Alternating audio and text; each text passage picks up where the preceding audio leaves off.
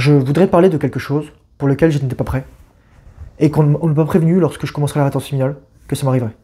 En fait, personne n'a été là pour me prévenir que, un, la rétention familiale ça existait. Enfin, en tout cas dans mon entourage proche. Et que deux, il y a quelque chose qui se passe de magique dans la rétention familiale. Cette chose-là, c'est que tu deviens magnétique. Tu deviens magnétique.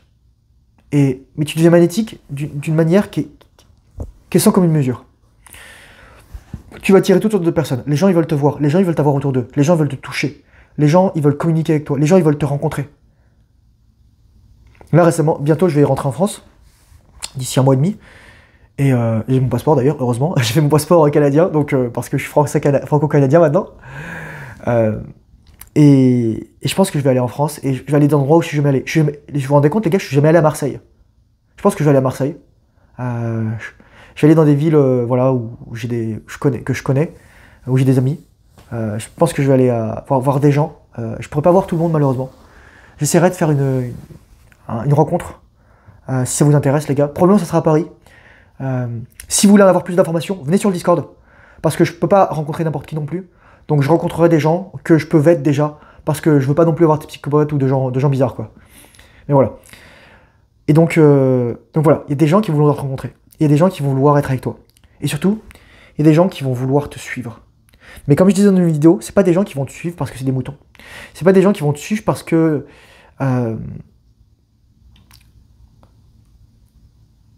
comme les gens suivent des comptes de nanas qui se mettent à poil sur Instagram.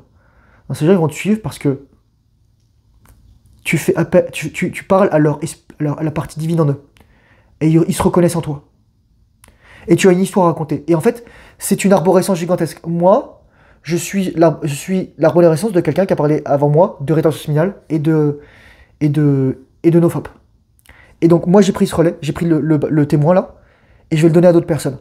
Et toutes les personnes là qui sont dans ma communauté, qui regardent mes vidéos, vous allez inspirer d'autres personnes. Et c'est ce que je vous souhaite, les gars. Je ne vous souhaite que ça, de réussir, d'inspirer des gens, de devenir meilleur. Et moi, je vais vous dire ce qui s'est passé, les gars, récemment. Et je m'en suis pas rendu compte, j'en ai pas parlé dans une vidéo, mais je voulais en parler maintenant. Il y a 2 mois environ, 2-3 mois, je suis allé à la boxe et quelqu'un est venu me voir, il me dit « Hey, excusez-moi, vous êtes Thomas Mayer-Chéret ?» Moi, à l'époque, je faisais encore le silence et je fais « Ouais. » Il me dit « Ah, j'ai mon ami qui m'a parlé de vous, qui m'a montré votre chaîne YouTube. » Les gens vont commencer à te reconnaître, à connaître dans la rue. Tu vas être une figure publique. Je suis une figure publique, mine de rien. Mais ça veut dire aussi que tu vas avoir des attaques. Des attaques de la non-lumière, comme le mec là qui a fait sa vidéo contre moi, comme les mecs qui me laissent des commentaires horribles, comme les mecs qui m'insultent, comme les mecs qui me dénigrent, comme les mecs qui m'attaquent, etc. Tu vas rentrer dans l'arène. Tu vas être sur le champ de bataille. Tu deviens un gladiateur. Comme dirait MC Solar, je suis un gladiateur desperado envoyé en enfer pour une mission commando. Et ouais, t'es envoyé sur Terre, mec. Et là t'es dans la matière. Et là, il y a les forces du bien, du mal. Les gens, ils vont dire... Il y a des gens qui vont dire j'y connais rien, bah, si vous voulez, il y a des gens qui vont vous parler de forces chtoniennes, ouraniennes, etc. Ils vont dire que le bien et le mal et le diable c'est une invention de la chrétienté. C'est pas exactement vrai en fait. Le mot diable vient du grec diabolos, diabolos qui signifie la séparation. Et le mot shaitan en fait vient de l'hébreu et a donné aussi le shaitan en arabe. Les gens par exemple d'une chanson qui s'appelle c'est une vraie shaitana, je sais plus quoi là. Et shaitan c'est l'adversaire. Et Shaitan, ça vient de Seth l'Égypte ancienne. Et il faut savoir qu'aussi, le bien et le mal, ça vient aussi du manichéisme. C'est littéralement, quand on dit quelque chose est manichéen, c'est quelque chose qui est clivé, le bien et le mal. Mais est-ce que le bien et le mal existent? On ne sait pas. Est-ce qu'il y a le Dieu? Est-ce qu'il y a le diable? Est-ce qu'il y a des entités divines? Est-ce qu'il y a des entités démoniaques? Daimon, ça vient du grec. Daimon, c'est un génie en fait. Socrate avait un daimon. Et c'est juste qu'aujourd'hui, maintenant, on dit que c'est qu'un mauvais génie, mais en fait, il y a des bons génies et des mauvais génies. Et djinn, bah, ça vient de là en fait. Comme pareil, le mot mage, ça vient de Perse, ça vient du zoroastrianisme. Donc c'est beaucoup de syncrétisme, c'est beaucoup de choses anciennes. Il y en a qui vont vous parler ensuite des Anunnaki, il y en a qui vont vous parler de Nibiru, il y en a qui vont vous parler d'Adam et Ève, il y en a qui vont vous parler de tout ça. Moi, je vous dis juste, vous êtes libre de croire ce que vous voulez, vous êtes libre d'être d'accord ou pas avec moi. Moi, c'est ce que je crois. Mais donc, tu vas devenir une figure de leadership et les gens, ils vont te suivre.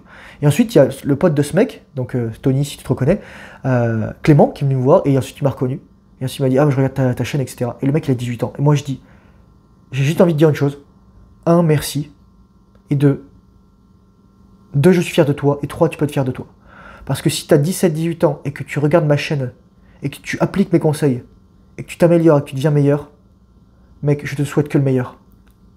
Je te souhaite de réussir, je te souhaite d'inspirer les autres, je te souhaite de mener les autres, je te souhaite de...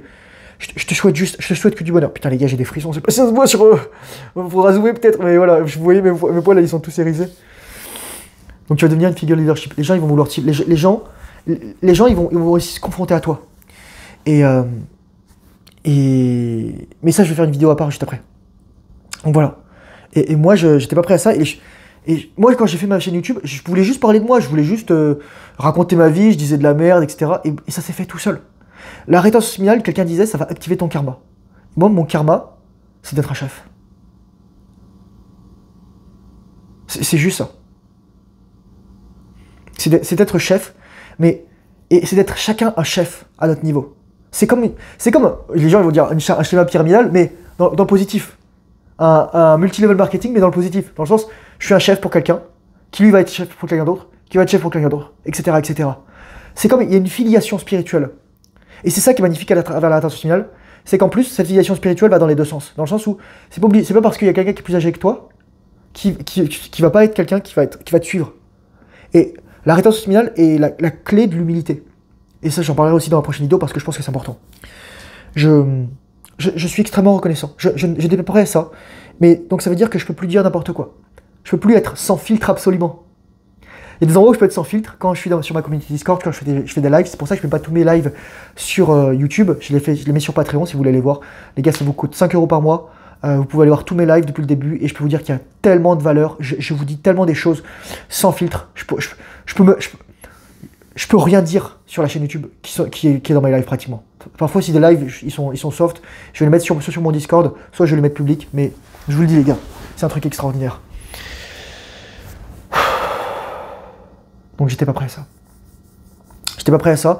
Et donc je ne sais pas finalement ce que c'est que devoir mener des hommes.